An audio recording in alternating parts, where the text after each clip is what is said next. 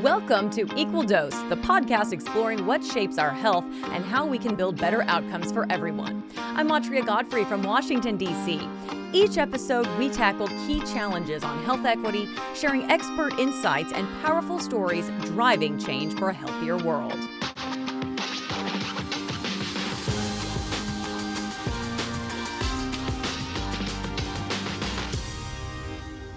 Today, we are looking at overdose prevention strategies.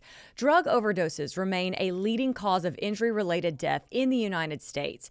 In 2022, there were about 296 overdoses each day. Straight ahead today, we're talking to Dr. Allison Arwady, director of the CDC's National Center for Injury Prevention and Control, about tracking the very complex and changing nature of the drug overdose epidemic and implementing prevention strategies.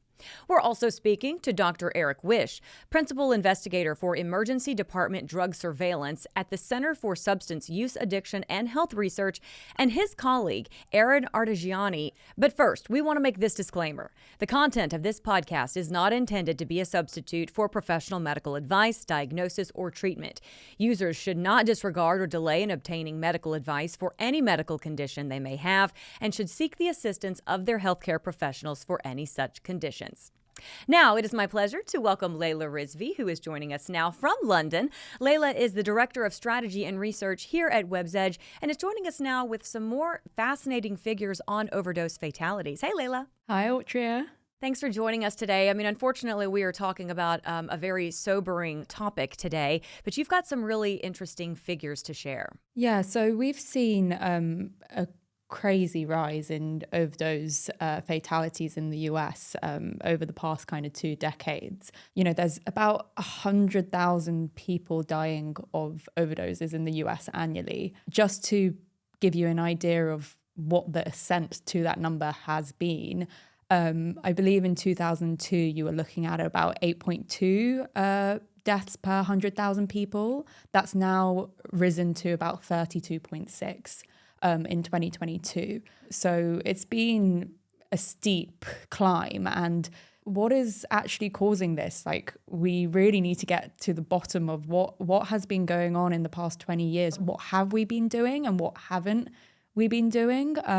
But I think the good news is, I mean, there is a slight glimmer of hope in the respect that from 2022, we've started to see a decline. So clearly something is being done and it's working. And I think that decline has been around 10%, which is a reasonable dent. I think there's a need to kind of double down and get those figures down. Yeah, I mean, we talked about in 2022, there were about 296 overdoses each day. Sadly, as you just pointed out, that we are declining on those numbers, but that's still a very high number. And, you know, it seems like if you're here in the United States, everyone has a nexus to an overdose. You either know somebody who did, or you know somebody who has a family member that did.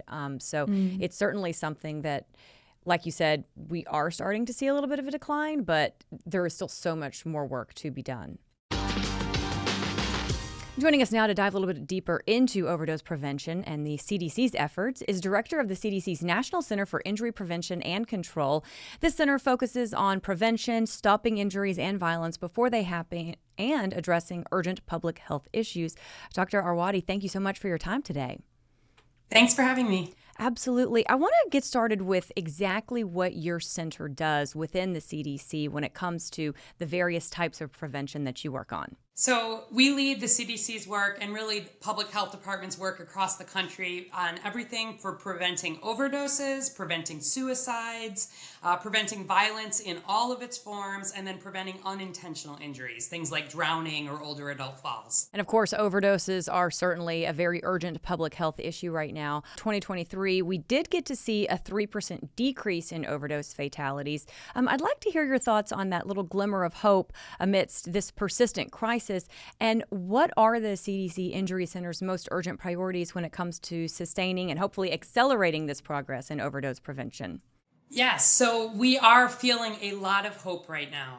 As you know, 2023 was the first time we saw a little decrease compared to the prior year, but in 2024, that decrease has accelerated. So we're seeing month over month 10%, 11%, 14% decreases. So this is real progress, and I can tell you across all of the federal government, we work in four main areas. We work in primary prevention, preventing substance use from the get-go. We work on harm reduction, making sure naloxone and other life-saving materials are available. We work on connecting people to evidence-based treatment, and then we work on supporting recovery. At CDC, we're mostly on the first portions of that cascade, and a lot of our focus is making sure we have excellent data to do all of that work better. And we make sure that resources get out to state and local communities. 80% of the funding that comes to the Injury Center goes right back out to communities, and it funds thousands of jobs on the ground, thousands of programming to prevent overdose and the other topics we work on.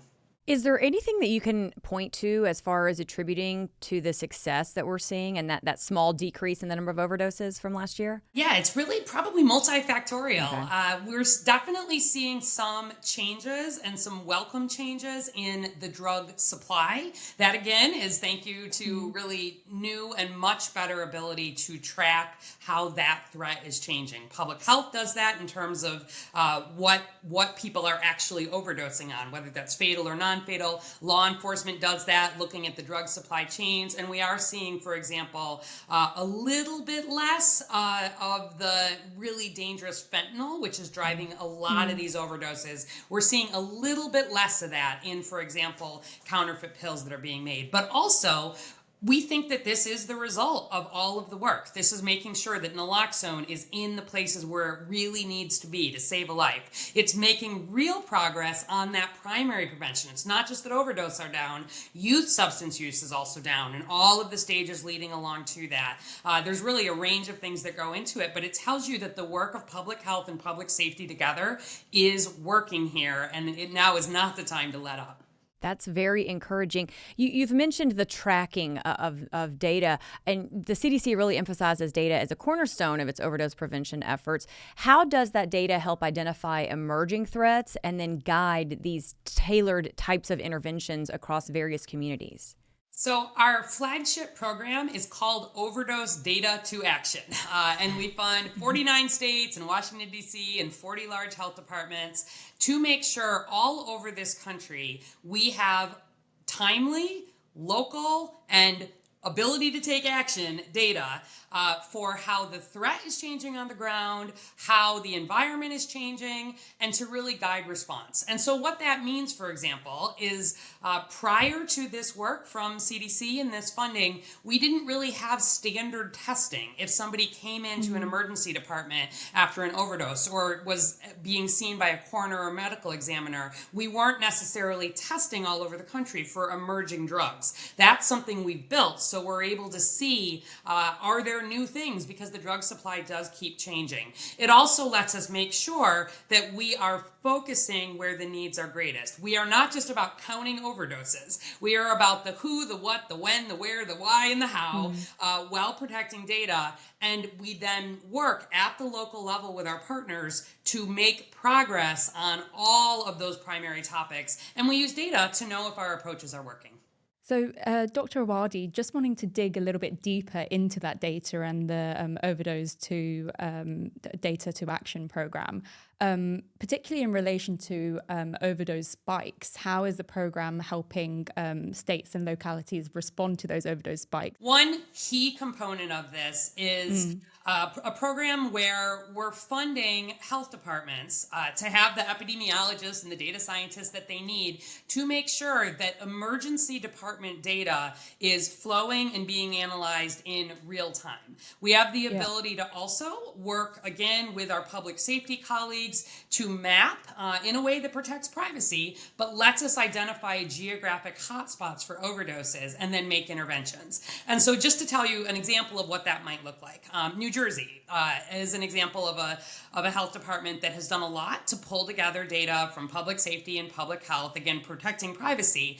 But they really looked at where exactly were overdoses happening, who exactly, when exactly, where were they missing. If you have a fatal overdose in particular, it means you have missed an opportunity to have naloxone available. And that's the kind of data we tracked. And they found that there were certain counties and certain portions of counties that were driving a lot of the overdoses. And then even within that, they found that transportation centers, alcohol outlets, some correctional facilities, certain motels, hotels were really sites of need in terms of naloxone and intervention. Their outreach workers then go out, are making sure that they are connecting with people in those settings, making sure naloxone is available, making sure people are trained. And when you do that, you then see overdoses, and especially fatal overdoses, going down in that area. When those overdose workers are out, they are always, all over the country, connecting people to care. That's the other thing. If you save a person's life after an overdose, it can be a real moment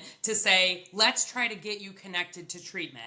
Let's look at everyone around you. Are there other needs? So it's been this real focused work of saying, how is the drug supply changing? How are the needs changing? And we've seen all kinds of really innovative work. It also has let us detect the emergence of new adulterants in the drug supply. We keep seeing the drug supply not just have fentanyl, which has been so dangerous and driven a lot of this increase, but we'll see the emergence of xylazine, for example. Recently, we had an EpiAid when CDC sends additional help to a state on the ground when there was a surge of unusual overdoses that weren't presenting in a normal way. People had low heart rates. They weren't really fully responding to naloxone. We weren't quite sure what it was. The ability to quickly detect that, make sure that the testing is in place to find out what is going on here that's different. They were able to find that it was something called Medetomidine. Getting that information really fast, first of all, let the emergency departments know to look for people coming in with this kind of a toxidrome, to know that it was contaminating fentanyl, so they still needed to treat with naloxone, but it gave them what they needed. Though these folks were in the hospital and in the ICU really sick, to save lives. It let our law enforcement colleagues know that there had been a different chain here. There had been some different illicit drugs that had come in, and be able to use their resources to better track and intercept there. And then it let our outreach workers share that news so that folks who may be considering using substances knew that there was a different risk right now and be able to change that behavior. Which is, incredible that you're able to move at that faster rate. And I know you've explained and alluded to the degree to which the drug supply is changing and evolving, and just how deadly it has become. So how is the CDC and the Injury Center trying to stay ahead of these developments? And also, what does the future look like if these drug supplies are constantly evolving and even accelerating at a faster rate? How are we countering that effectively? That is exactly our goal, to stay ahead of this threat. If you go back 10 years, we didn't have any of these data systems. We didn't have these lab systems in place to be able to stay ahead. CDC laboratories send out to our public health labs all over the country updated reference kits with, these are the new substances that we're seeing emerging all over the country. Make sure you're testing for those.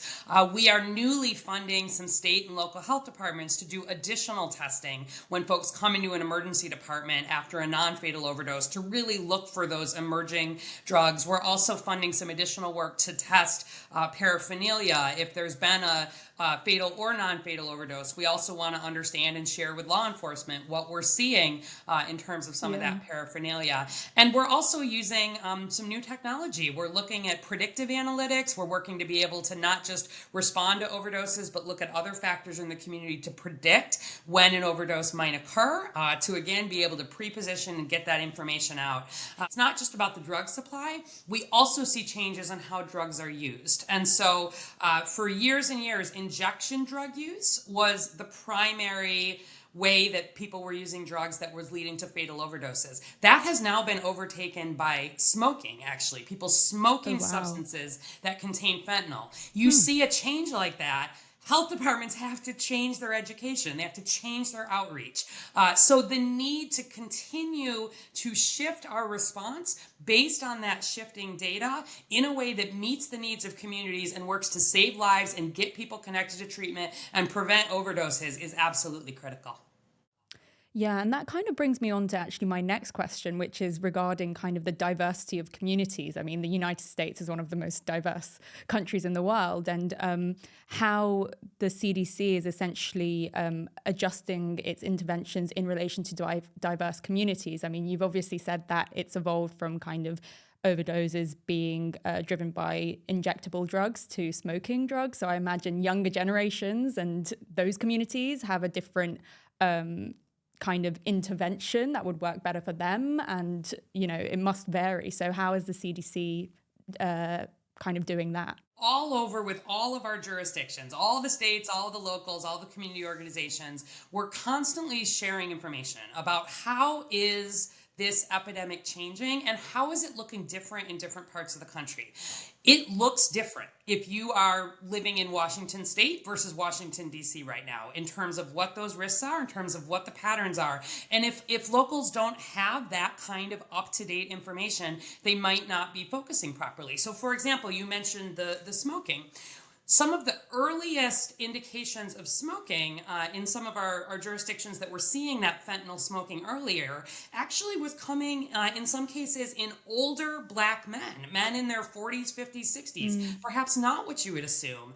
That means you need to change your intervention and your outreach. You need to make sure that you are targeting that group, that you're thinking about harm reduction in that population. We've also seen this rise of fentanyl in illicit prescription medications, not prescriptions that are being prescribed, through doctors and that people are getting through pharmacies, but people are making pills and then selling them through the internet, not through a regular pharmacy. And in many cases, those are contaminated with fentanyl. Sometimes those aren't even being sold as opioids. That is a new and dangerous risk. It is more dangerous than it was to be experimenting with some of these things. And if you don't have the information at a local level of what your drug supply looks at this point, and then how it is showing up by demographic, by geography, by age, by race, by rural, it can really vary, but you've got to reach folks and you've got to have that information.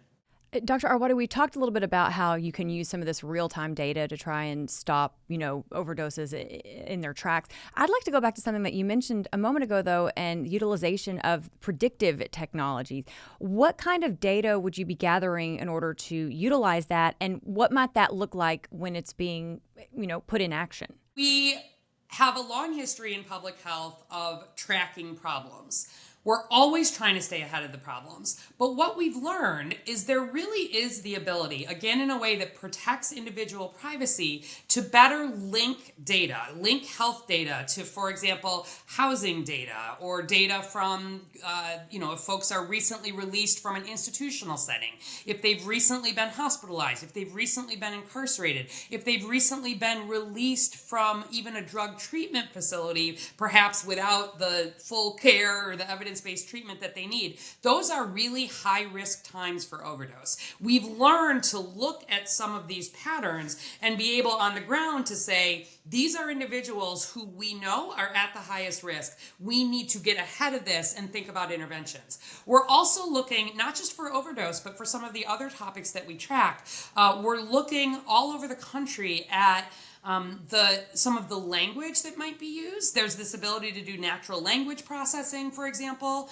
using the power of computers to look for unusual statements. Again, if we're seeing changes in how things are being used on the ground, we want to be able to predict that. And frankly, there's a lot of different technologies that are in place, all with a goal of letting us get ahead and stay ahead. I think that's a brilliant way to try to tackle this problem.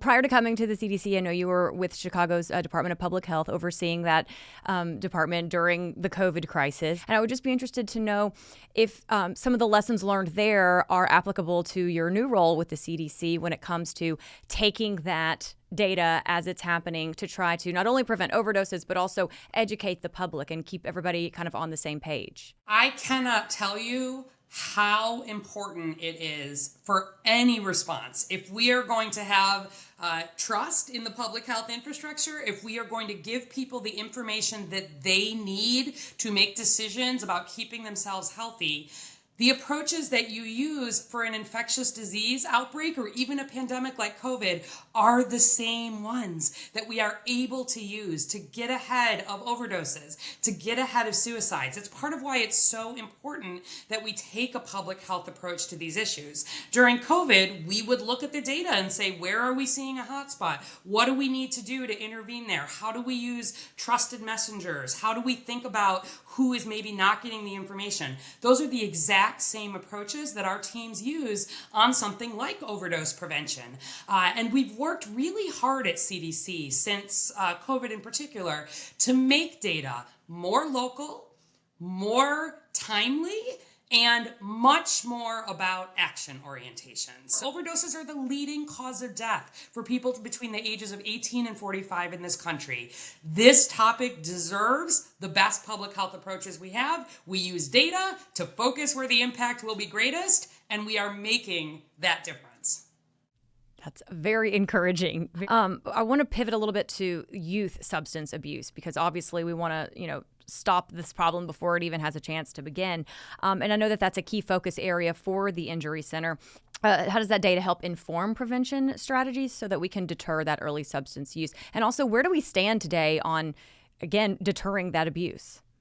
We're seeing some real improvements in terms of youth substance use. You compare 2013 to 2023, we've seen decreases in illicit drug use, but we've also seen decreases in alcohol use, marijuana use, the misuse of prescription opioids. All of these are heading the right way.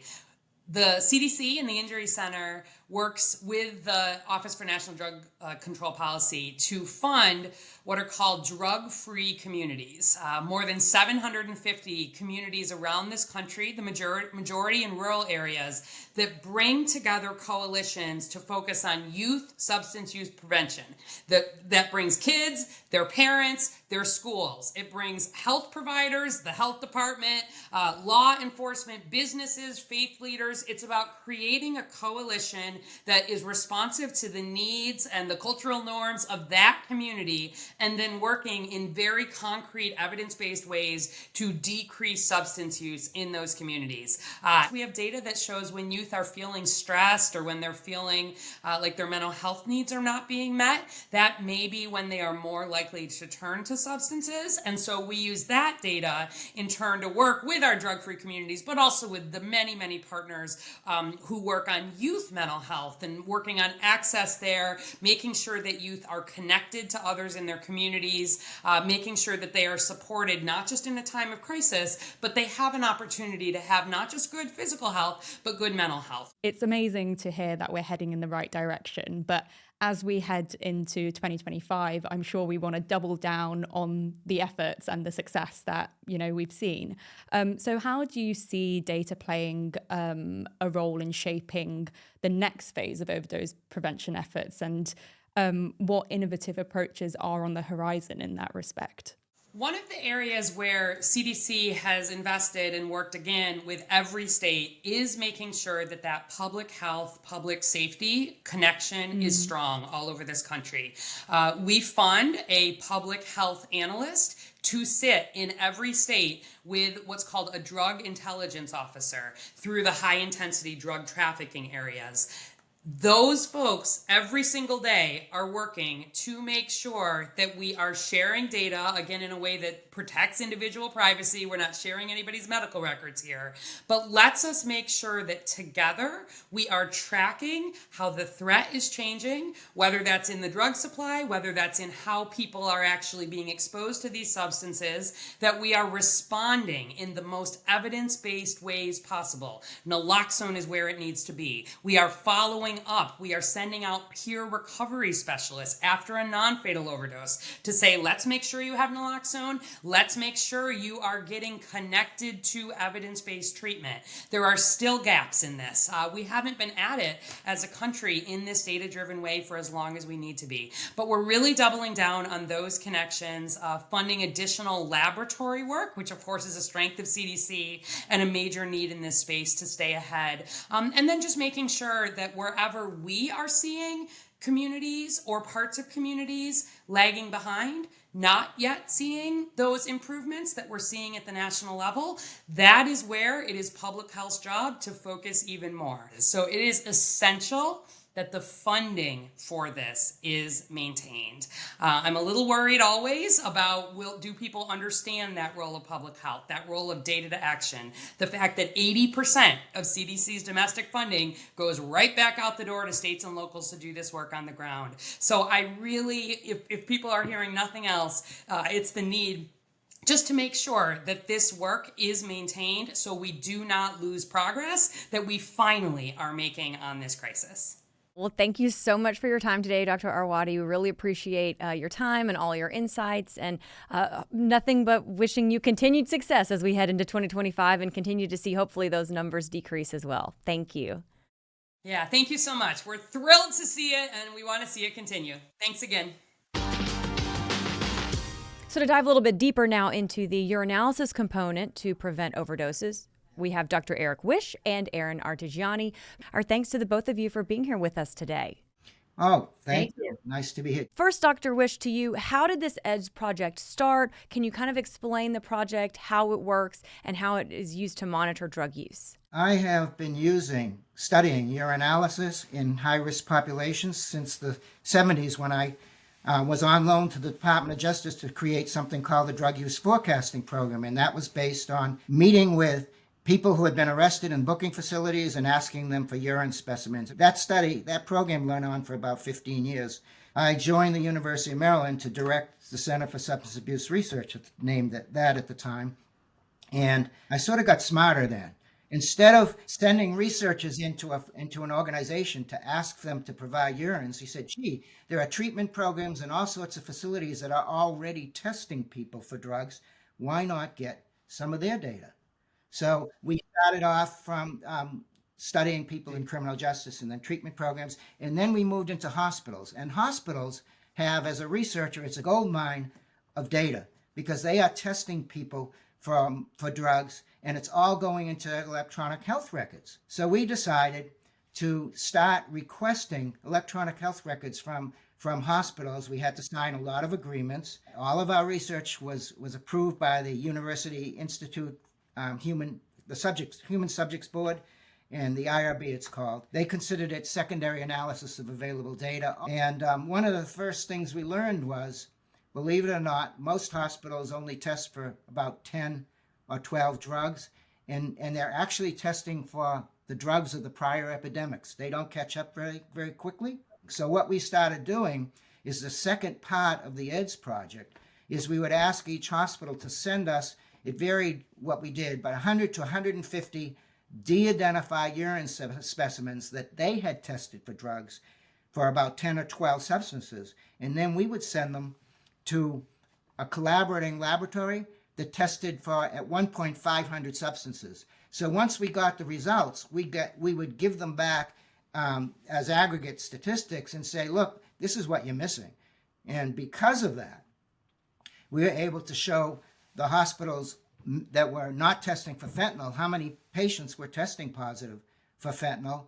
And as a result, state of Maryland and the state of California used our data to support changing the laws in those states to now require that patients who are tested for drugs are also tested for fentanyl. So it's very rare in this business that you do research that can change policy.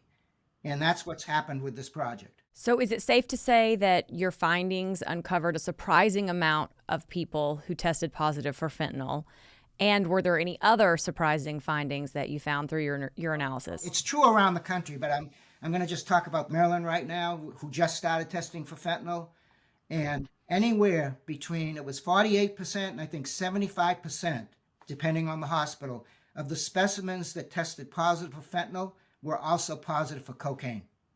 All right? People don't know that. When you find fentanyl, you find other drugs along with it. Now, keep in mind, these are people who come into a emergency department. So they're the people having the biggest problems. But all I want you to know is it's a multi-drug phenomenon, and we find that across everywhere where we study that. I want to come back to your point about the data from EDDS influencing policy, Dr. Wish. Why is this so important, and how do you foresee data influencing policy in the future? The value of the drug test result is now, when our results come out, the physicians can now tell their patients and the social workers and people working with the patients, look, most of the people in this area who test positive for fentanyl also test positive for drug X. It's cocaine. Maybe it's another drug in other places. And so it helps to focus everyone on the drugs that are out there, because the drugs are all adulterated by the dealers. Erin and all of our team are very careful when we publish anything. We say people were exposed to these drugs because the patients don't know what they were exposed to. All they know is what they thought they took, and oftentimes that is very wrong.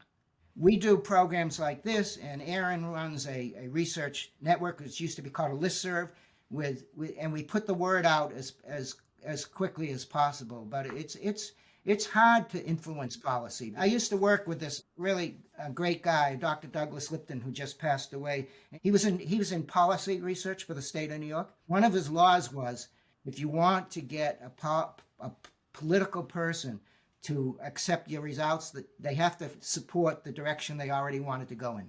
And drugs are still, over my whole career, they're a political football, and it's very hard to get the data in the hands of people who will really make policy or change policy. I want to bring you in here because you've emphasized the importance of understanding polysubstance use trends. Can you expand on why this is concerning and also the challenges from a public health perspective? So we have found repeatedly in our research that polysubstance use is actually quite widespread, and this certainly does create unique challenges for public health responses. And this is in part because there's a constantly changing and growing array of synthetic substances being introduced to local drug markets. And so this means that the people using drugs don't really know what they're taking, and they don't really know how it's going to affect them when they do.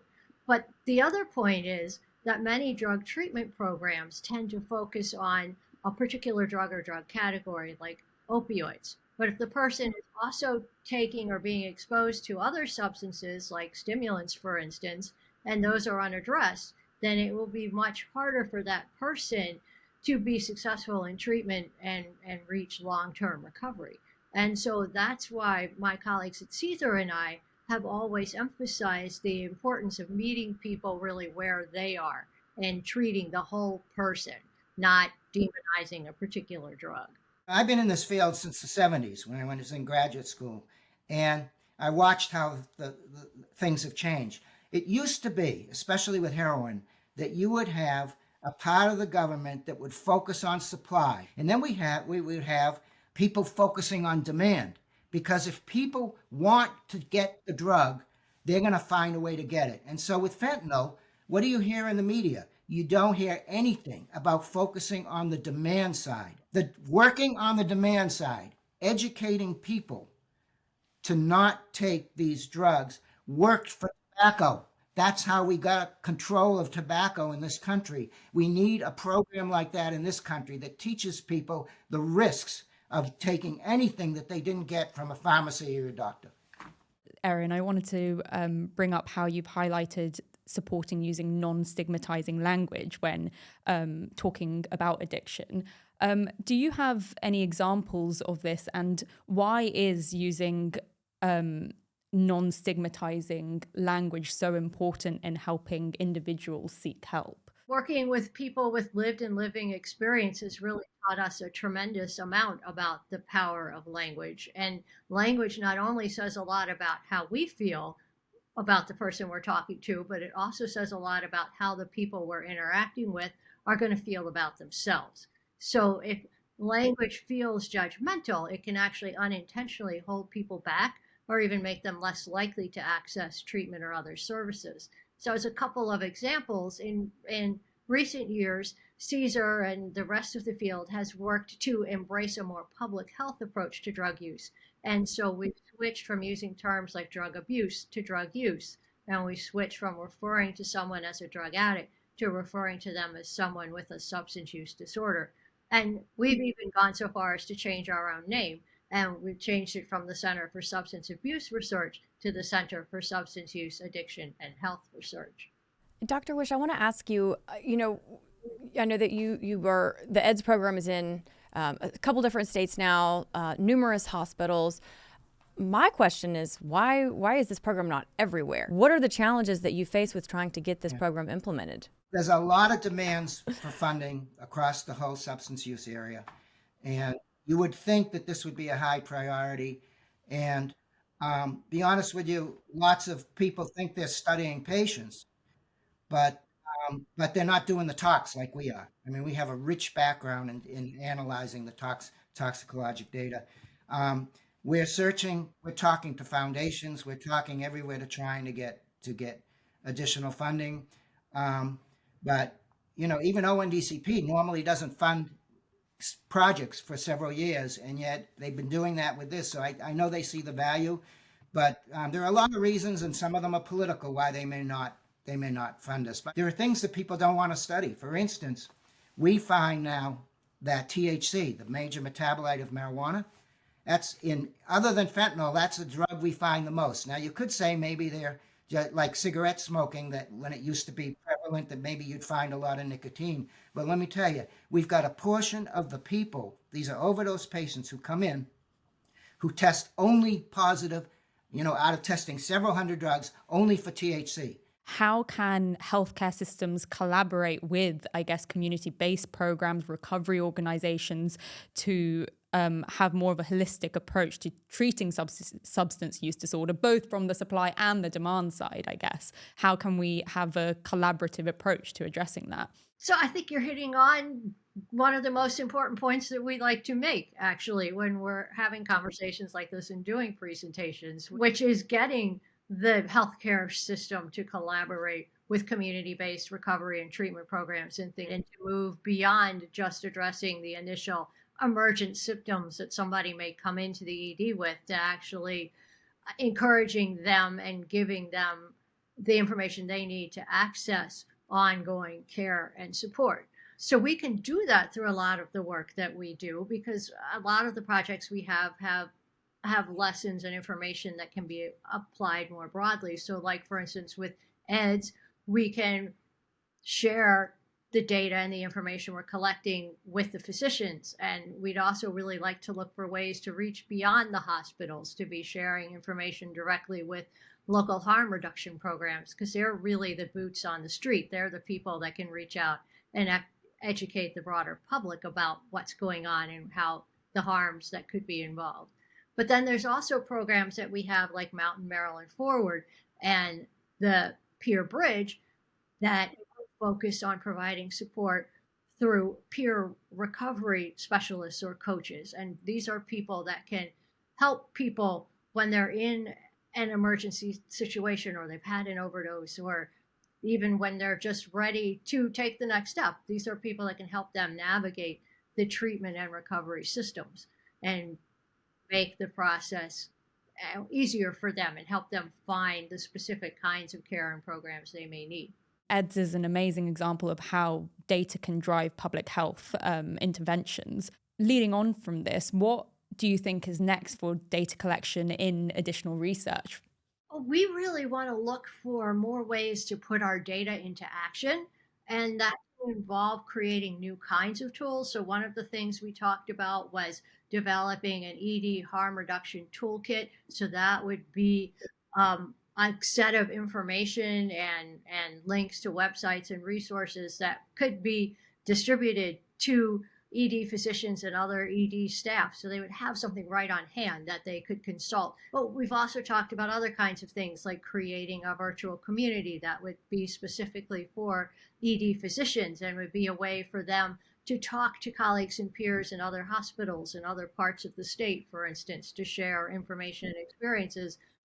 Yeah, I think it's really interesting how your work kind of takes a step back, whereas the hospitals are, focused on the individual, whereas you're really able to see the bigger picture with the work you're doing, and that fragmentation being addressed. I think that's an underappreciated kind of perspective. Yeah, and that's what really led us to launch the Peer Bridge project, which is a new project that's really in the planning stages right now. We've been working with peers and with other stakeholders to learn about what resources are currently available and to look for ways to make the peer certification process easier to navigate. It's our hope that the Peer Bridge can really be just that, a bridge that would connect people to these resources and build awareness of the resources, but also serve as a guide for how and when to use them. We joined a study of methadone clients in Baltimore, and we asked them to get us the urine specimens from that study because they were looking at an experiment whether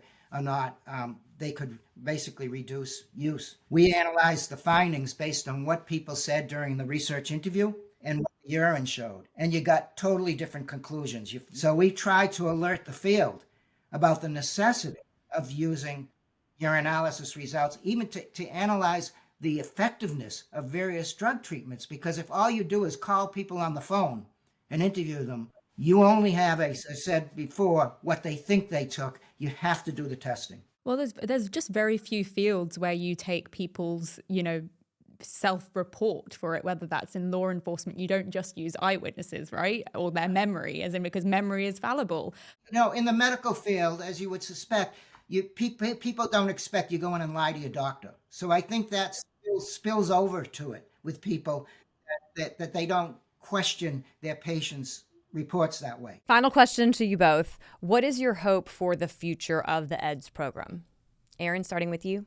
Obviously, we're anxiously watching to see how the incoming administration is going to develop and what the focus of the new appointees is going to be. And we certainly hope that the valuable and innovative efforts that many of the local programs we've been collaborating with will continue. We understand that it's constantly important and necessary for us to be reaching out to federal and state policymakers both to make sure that our findings and recommendations are heard and understood, and that the work that we're doing and hope to do in the future can reflect the coming changes in visions and missions. And so in terms of EDDS and other projects at Caesar, there's a couple of ways to do that. One is to look for new things to add to the projects, like some of the things we talked about already, like the ED toolkit and things like that, or new tools that we could leverage, like AI, that could potentially be used to code detailed text fields in electronic health records. Also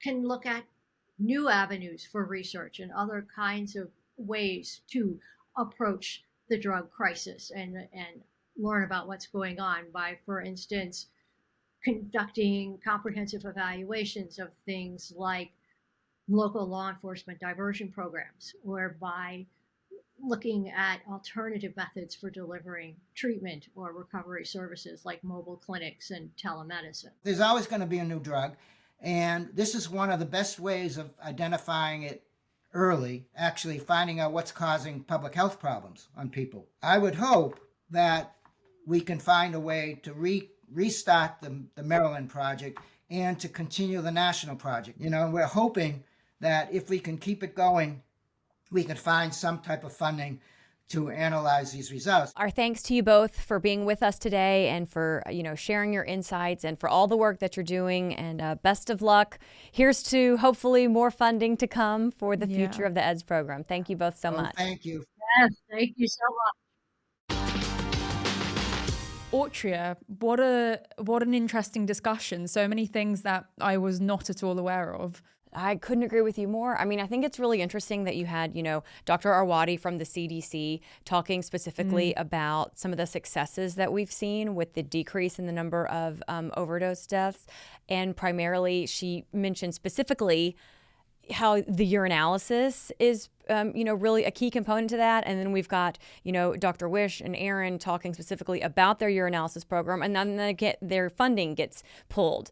So it's like, yeah, you've got a program here that is having real world implications in helping to reverse or stop overdoses, and then they lose their funding. So, but I do think that a lot of the things that Dr. Arwady had to say, as far as we're trending in a certain direction, hopefully that stays on track for the next year. She seemed extremely optimistic that they're really making some significant progress, and so that makes me hopeful as well.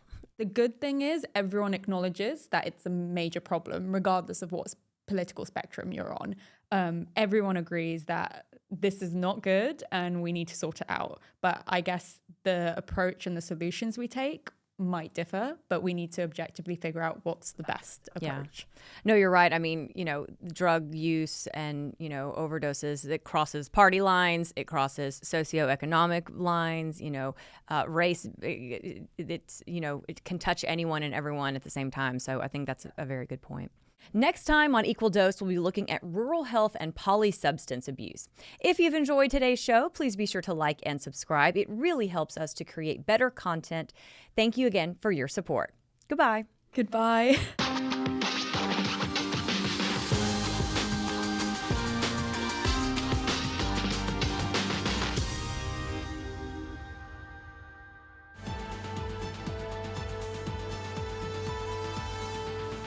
Equal Dose is brought to you by Web's Edge. We would like to thank researchers Maddie Horn and editor Abby Harries, as well as our studio engineers Adam Dean and Sam Saris, graphics designer Matthew Coleman, and producer Kath Sheehan.